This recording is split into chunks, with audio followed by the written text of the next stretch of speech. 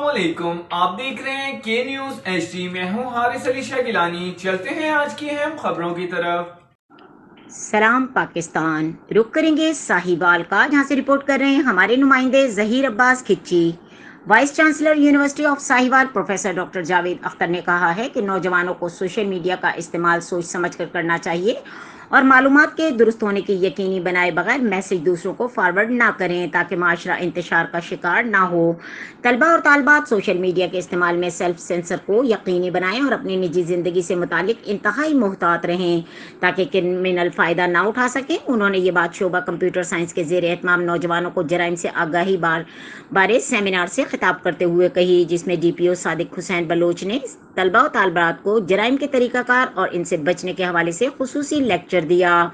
Seminar میں major retired Rana Abrar Hussain, university کے director P and D اور شعبہ کمپیوٹر سائنسز کے chairman doctor Shafiq Hussain, D S P Rana Iftikhar Ahmed, additional treasurer Syed Ghulam Asghar Shah, additional registrar Chaudhry Abdul Rehman, مختلف شعبوں کے سربراہان ڈاکٹر عابد امین، ڈاکٹر حافظ طارق محمود اور ڈاکٹر رانا عدیل فاروق سمیت اساتذہ اور طلبہ و طالبات کی کثیر تعداد میں شریک ہوئے۔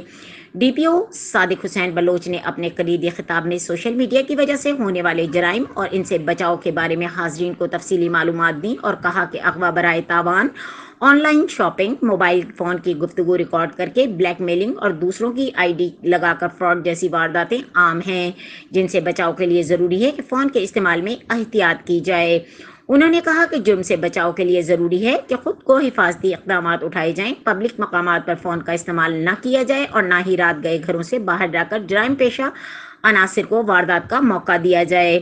انہوں نے نوجوان نسل کو خبردار کیا کہ وہ ہر قسم کے نشے خصوصاً آئس کے استعمال سے بچیں، کیونکہ ان سے انسان کے نروس سسٹم کو ناقابل تلافی نقصان ہوتا ہے جو جرائم کی طرف راغب کرتا ہے۔